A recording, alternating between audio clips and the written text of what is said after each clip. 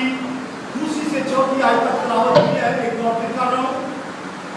लिखा है, ऐ मेरे भाइयों, जब तुम तरह तरह की आजमाइशों में पड़ो तो इसको ये जानकर कमाल खुशी की बात समझना कि तुम्हारे ईमान की आजमाइश सब्र पैदा करती है, और सब्र को अपना काम करने दो ताकि तुम पूरे और कामिल हो जाओ और तुम्हें किसी बात की कमी ना रहे। इन आयात में आपने आजमाइश का लफ्ज सुना है। आजमाइशें, आजमाइशों, आजमाइश का लफ्ज सुना है। उर्दू ज़ुबान में जो लफ्ज आजमाइश है, जो बाइबल में इस्तेमाल हुआ है, तो उसकी मैं बात करता हूँ। बाइबल में दो तरह की आजमाइशें हैं। बाइबल में दो तरह की आजमाइशों का जिक्र है। एक वो आजमाइश है जो खुदा की तरफ से ईमानदारों पे आती है, और दूसरी वो आजमाइश है जो शैतान की तरफ से ईमानदारों पे आती है। तो आज मैं दो तरह की आजमाइशों का जिक्र करूंगा। पिछले इतवार मैंने एक तरह की आजमाइश का जिक्र किया, थैंक यू, और वो मैंने बताया कि शैतान की तरफ से जो आजमाइश आती है।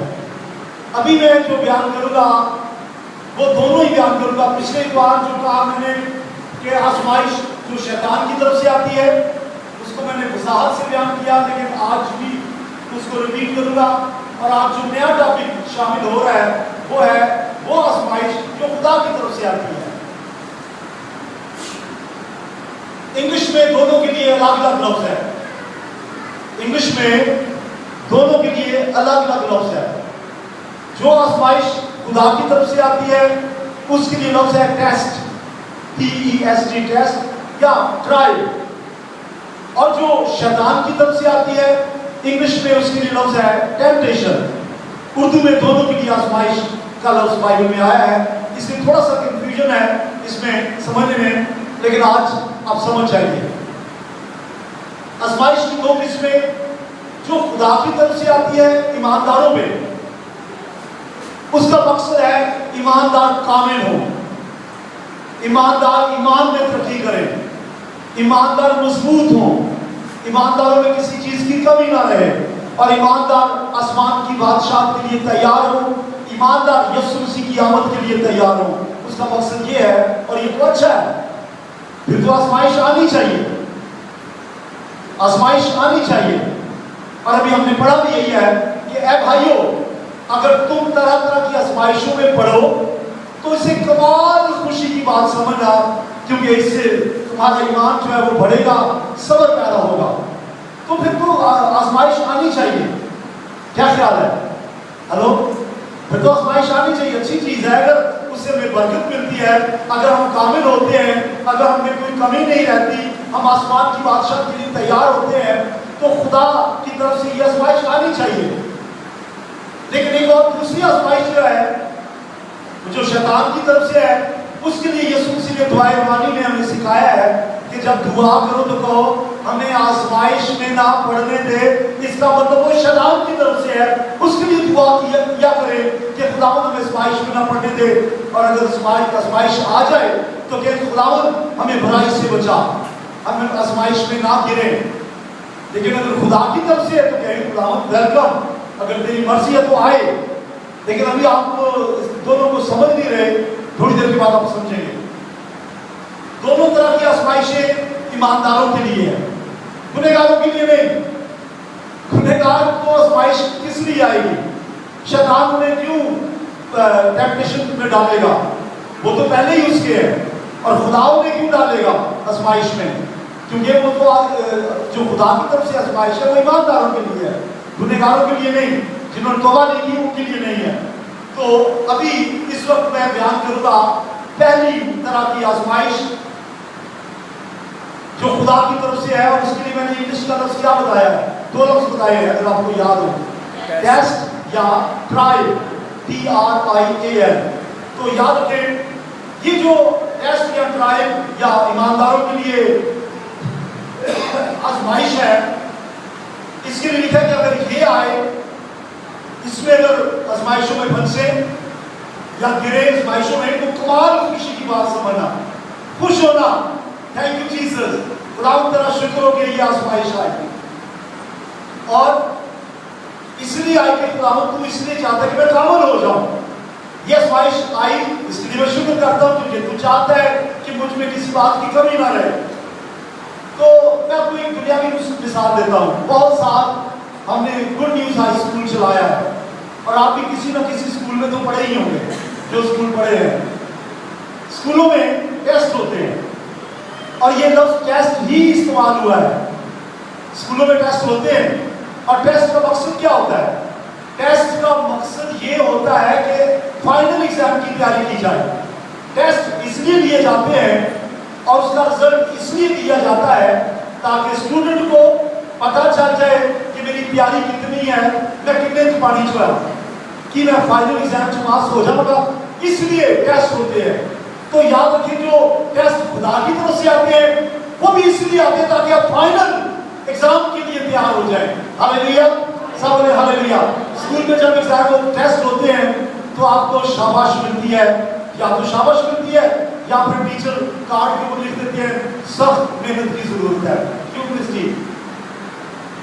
بہت سال ہم نے ایسے ٹیچر کام کیا کسی فرق میں ایسا ہی ہوتا ہے نا. کیسے لکھتے ہیں جب بچہ فیل ہو جائے کمزور ہو تو لکھتے ہیں سخت محنت کی ضرورت ہے، والدین خصوصی توجہ دیں. تو خدا جب ٹیسٹ میں ڈالتا ہے تو وہ اس لیے ڈالتا ہے تاکہ ہم مضبوط ہوں، ہمیں ہماری کمزوری کا پتہ چلے. اور اگر ٹیسٹ نہ ہو تو پھر فائنل ایگزام میں بھی بچے پاس نہیں ہوتے. وہ اس لیے نہیں ہوتے کہ انہوں نے تیاری کے ٹیسٹ نہیں دیے. تو اگر کامیاب ہو جائے گی تو شاباش ملے گی، انعام ملے گا، اور اگر ناکام ہوں گے تو پھر ان کو دوبارہ ریپیٹ کرنا پڑے گا. ریپیٹ کرنا پڑے گا، یہ بڑی بات نہیں ہے. وہ کہتے ہیں نا گرتے ہیں شاہ سوار ہی میدان جنگ میں، گرتے ہیں شاہ سوار ہی میدان جنگ میں، وہ طفل کیا گرے گا جو گھٹنوں کے بھر چلے. تو وہی گرے گا نا جو ٹیسٹ دیتا ہے، پھر تو وہی ہوگا نا جو پڑھتا ہے. تو کوئی بات نہیں، خدا کی طرف سے ٹیسٹ آیا، ناکام ہو گیا، خیر ہے، آپ کو اپنا پتہ چل گیا کہ آپ کتنے ایماندار ہیں، تو پھر خدا سے اور قوت آپ پائیں گے. میرے سامنے ایک مثال ہے بائبل کی، دنیاوی مثال کے بعد بائبل کی مثال، اور وہ ہے ابراہم کی. ابراہم ایک عظیم نبی، ایماندار جو ہے روحانی طور سے ابراہم کی اولاد ہے، اور یہودی جسمانی طور سے ابراہم کی اولاد ہے. میں ابراہم کی مثال دیتا ہوں. ابراہم کو خدا نے ایک ٹیسٹ دیا اور وہ ٹیسٹ میں پاس ہوا.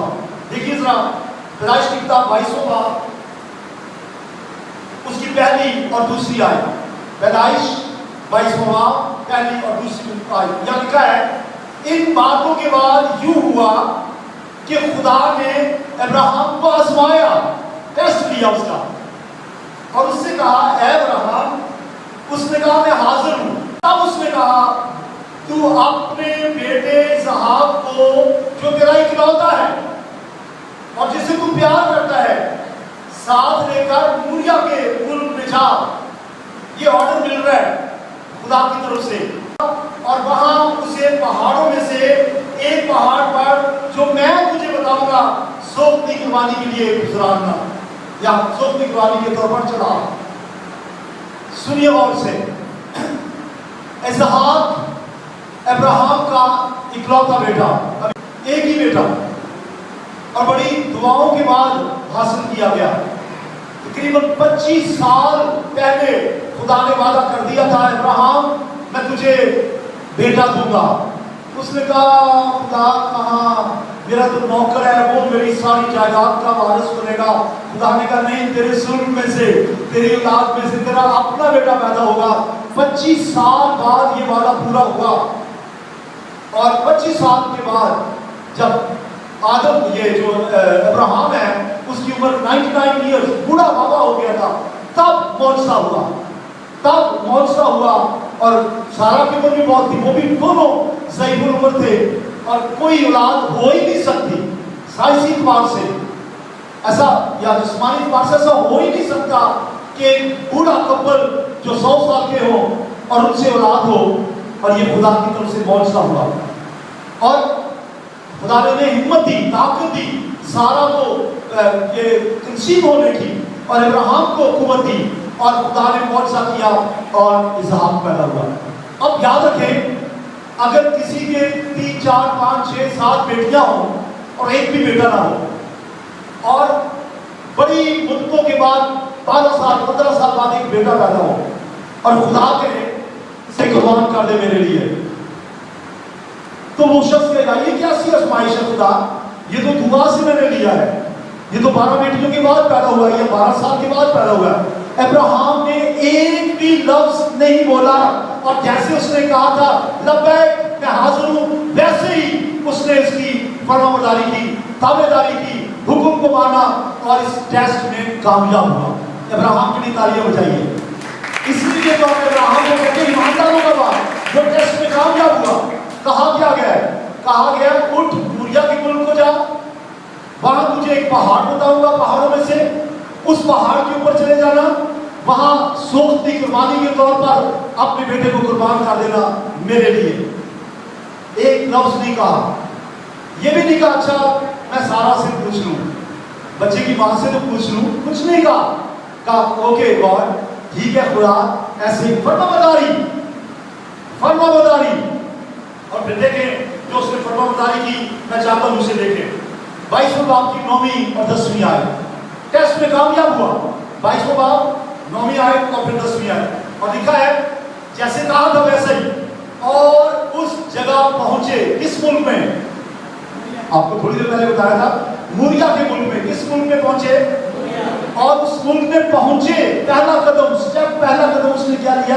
they went، پہنچے، باپ بیٹا دونوں، اور اس جگہ پہنچے جو خدا نے بتائی تھی، اور وہاں ابراہیم نے قربان کا بنائی۔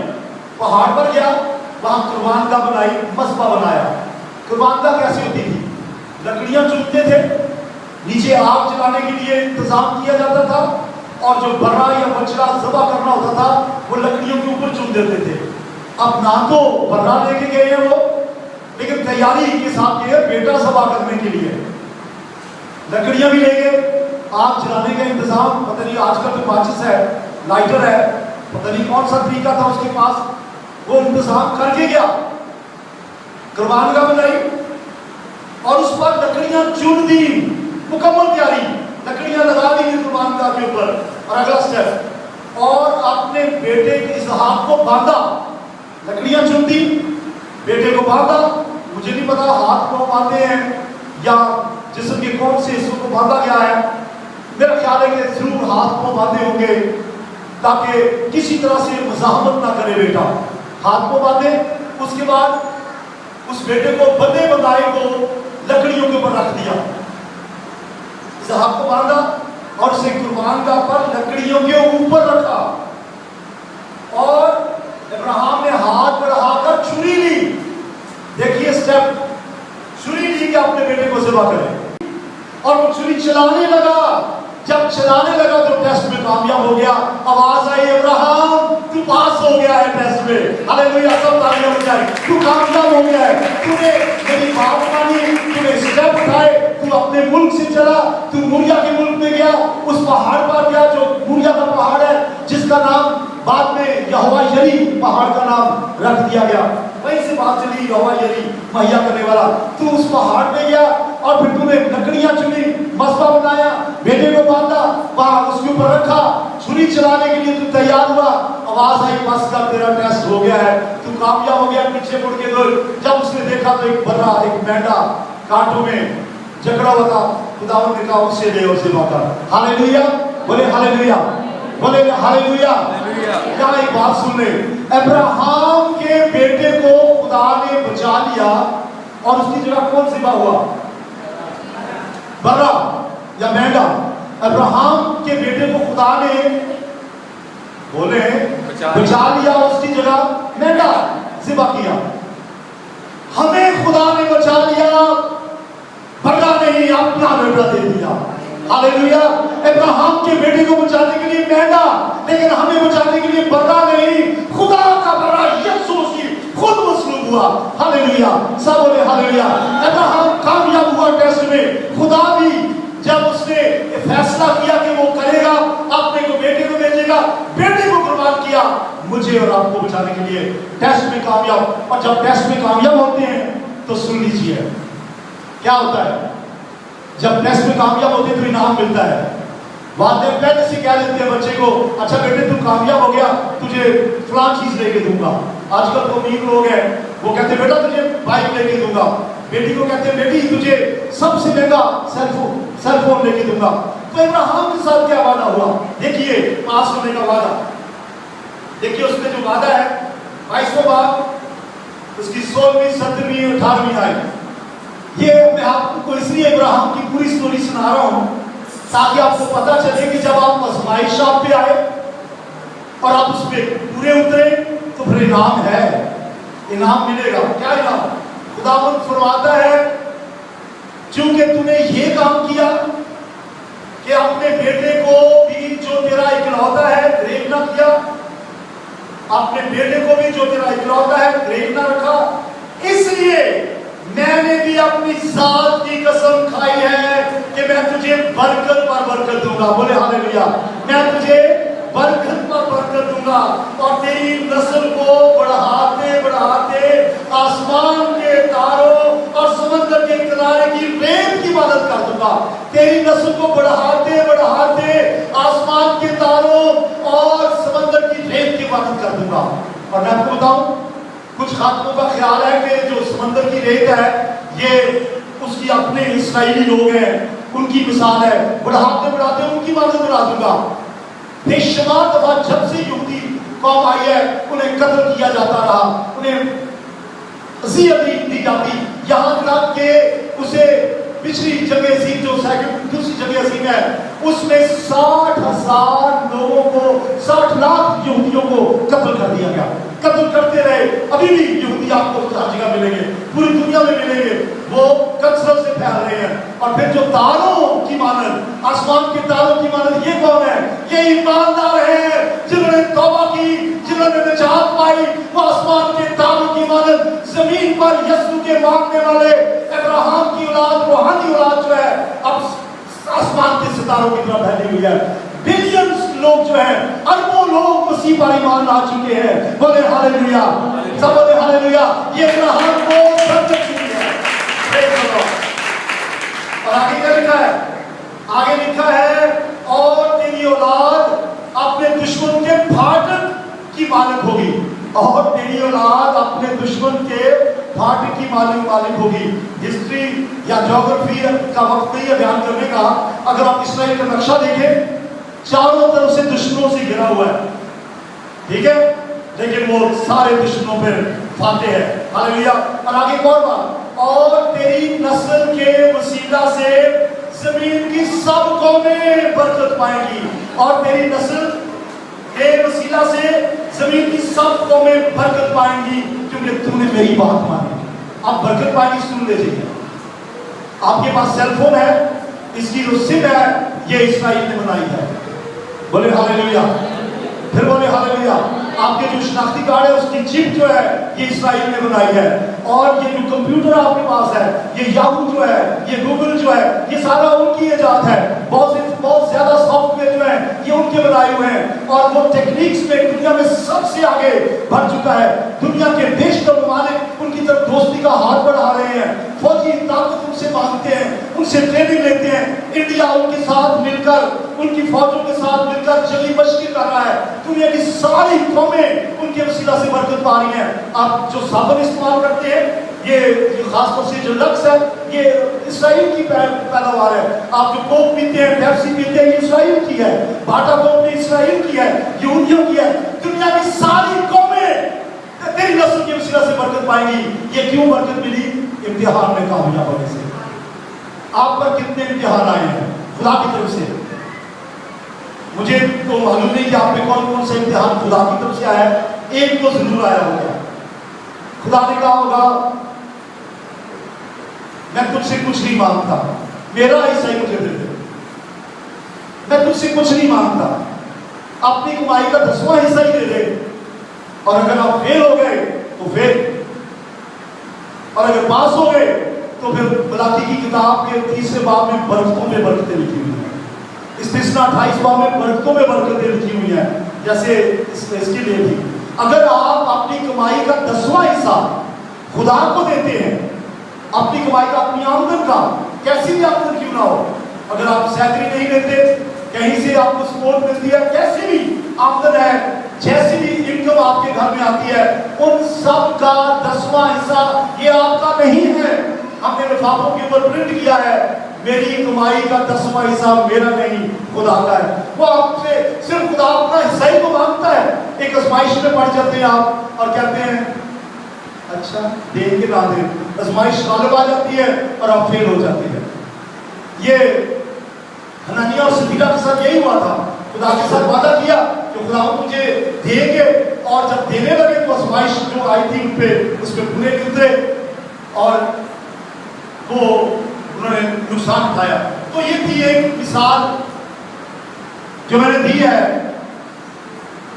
خدا کی طرف سے آنے والی آزمائش. اگر خدا کی طرف سے آزمائش آئے تو خوشی کی بات سمجھنا. میں نے بہت کم وقت رکھا ہے دوسری آزمائش کے لیے جو شیطان کی طرف سے ہے. اس کی وجہ کہ میں نے پچھلے بار اس پہ پیغام دے چکا ہوں، لیکن پھر بھی میں اس کو ریپیٹ کرنا چاہتا ہوں. میرے پاس ٹائم ہے آپ کے لیے، تو آئیے سنیے دوسری طرح کی آزمائش.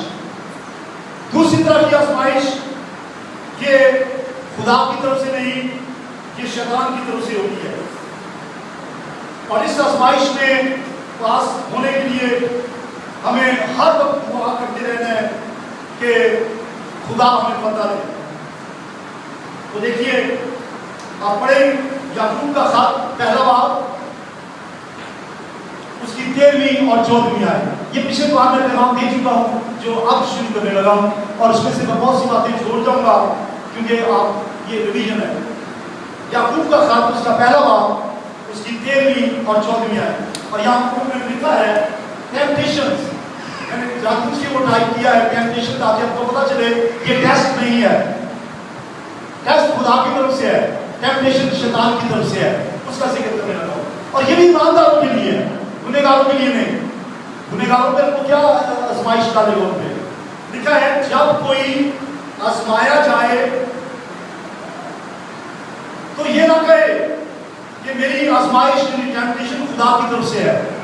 یہ آزمائش جس کا ذکر اب کرنے لگا ہوں یہ خدا کی طرف سے نہیں ہے.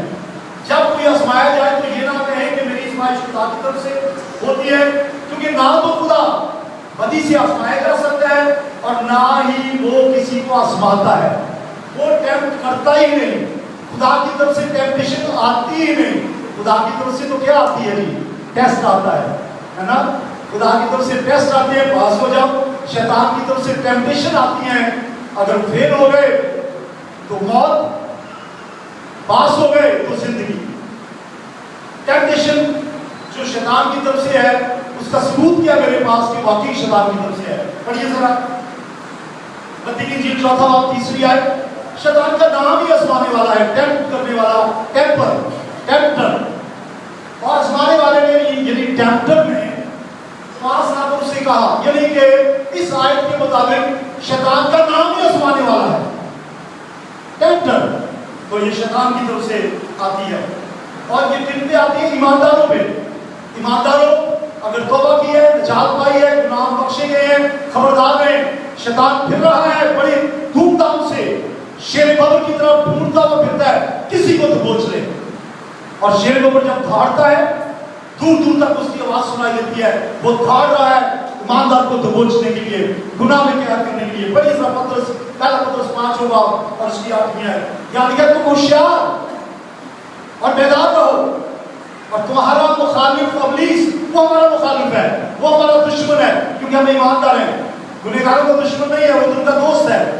ہمارا مخالف ابلیس گرجنے والے شیر ببر کی طرح ڈھونڈتا پھرتا ہے کہ کس کو پھاڑ جائے. وہ آسمانے والا ہے، وہ پھاڑنے کے لیے پھر رہا ہے. اس کا طریقہ کار کیا ہے؟ آسمانے کا طریقہ کیا ہے؟ پڑھیے پہلا یوحنا اس کا 2 باب 16 ہے. اس کے 3 طریقے ہیں. 3 طریقے ہیں. میں जल्दी जल्दी बताऊंगा, टाइम कम है, लेकिन अगर मैं सारा कुछ ना भी सुना सका तो पिछले बार आप सुन चुके हैं। 3 तरीके उसके हैं। वो जिस्म की ख्वाहिश पैदा करता है, आंखों की ख्वाहिश पैदा करता है और जिंदगी की शेखी पैदा करता है। उसने आदम और हवा के लिए यही किया। जिंदगी की शेखी, पहले तो उन्होंने जिस्म की ख्वाहिश कि तुम ये खाओगे तो ये अकल बख्शने के लिए खूब है। फिर क्या औरत ने देखा कि ये अकल बख्शने के लिए खूब है, आंखों पे हमला करता है शैतान। और जिंदगी की शेखी, तुम खुदा की मानद बन जाओगे। इस तरह से इस्माता हो। यसू मसीह को भी इसी तरह से उसने इस्माने की कोशिश की और कहा फरमा कि ये पत्थर रोटियां बन जाए। जिंदगी की शेखी, जिस्म की ख्वाहिश, आंखों की ख्वाहिश, शान शौकत दिखाई, आंखों की ख्वाहिश, और कहा अगर तू गिरकर सजदा करे, आंखों की ख्वाहिश, और फिर जिंदगी की शेखी, तुझे सब कुछ दे दूंगा। आज भी शैतान इन्हीं 3 तरीकों से हमला करता है। वो हमारे ज़हन पे हमला करता है, हमारी अकल पे हमला करता है, हमारे अंदर ख्वाहिश पैदा करता है। जैसे आदम के अंदर ख्वाहिश पैदा की फल खाने की, दाऊद के अंदर ख्वाहिश पैदा की गुनाह करने की, कई और नबियों के अंदर ख्वाहिश पैदा की गुनाह करने की। ख्वाहिश पहले आती है, फिर वो हमला होती है ख्वाहिश, और फिर वो जलती है। पैदा क्या करती है? गुनाह, और गुनाह की मजदूरी मौत। रोमियो 3:23 है, गुनाह की मजदूरी मौत।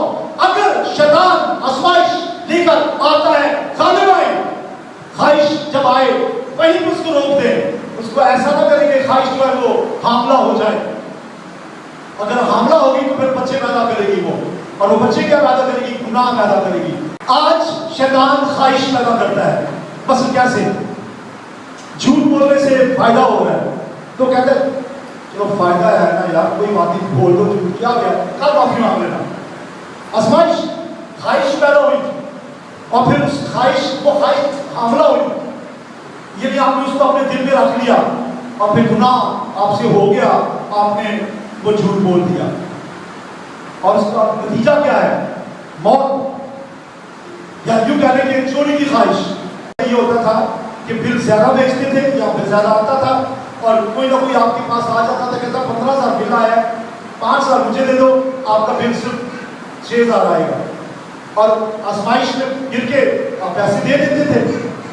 और इसी तरह से और तरह की आजमाइशें आती हैं जिनसे आपको फायदा है, ख्वाहिश पैदा होती है, लेकिन ऐसी ख्वाहिश से बाहर भाइयों, इस किस्म की आजमाइशें ईमानदारों पे आती हैं, और अगर आप गालिब आ गए तो आ गए, और अगर नहीं तो फेल हो गए, तो उसका नतीजा बहुत है।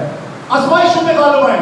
शराब आपने छोड़ दी है, ख्वाहिश पैदा होती है, कोई दोस्त आपको ऑफर करते हैं, धुतकार दे उसको। आपने चुगली करना, ऐबजोई करना, गाली देना, हसद करना, तो फिर के जुदाइयां, बिदअतें, बुग़्ज़, नाचना, नशेबाजी, सबको तलब किया है। तौबा करने के बाद खुदा से दोस्ती की है। अगर ये ख्वाहिशें दोबारा आए, कोई दोस्त ये ख्वाहिश लेके आए शैतान की तरफ से, रद्द कर दें, गालिब आए, धुतकार दें। मैं एक मिसाल दूंगा, और मैं सच्ची मिसाल दे रहा हूँ, अपनी मिसाल दे रहा हूँ। हमारे पास जब स्कूल था, स्कूल हम चलाते थे, बहुत से स्टूडेंट यहाँ बैठे हैं यहीं से जिन्होंने मैट्रिक पास किया है। कई लोग हमारे पास आते थे, कहते थे जी 7वीं पास का सर्टिफिकेट दे दो, मिडिल का सर्टिफिकेट दे दो, तो आप हमसे 5,000 ले लो। उस वक्त 5,000 बड़ी बात होती थी, या 10,000 भी कोई ऑफर करता होगा। और कभी कभी हालात ऐसे होते थे, हम सोचते थे यार ले लेते हैं। शैतान ख्वाहिश डाल रहा है कि 10,000 रुपया आ रहा है, क्या एक साइन ही करने हैं ना। और वो आके कहते भी थे, वो सर जी कुकी मारो, ऐसे ही कहते थे, वो सर तुझे एक साइन ही करने ना। और शैतान कहता था सर ले लो यार, फायदा ही है। लेकिन हम गालिब आए, हमेशा गालिब आए, हमेशा गालिब आए, हमेशा गालिब आए। शैतान के मुंह पे तमाचा मारा, और जो लोग आते थे सर्टिफिकेट देने के लिए, हम उन्हें निजात की तालीम देते थे। मैं कहता था माफी मांगो, और यहाँ तक ईमानदार भी आए तो बस करो, कहते हैं सब झूठना की फर्क पड़ता है, एक साइन ही ना, चलो बच्चे का फायदा हो जाएगा, नौकरी मिल जाएगी। हम गालिब आए।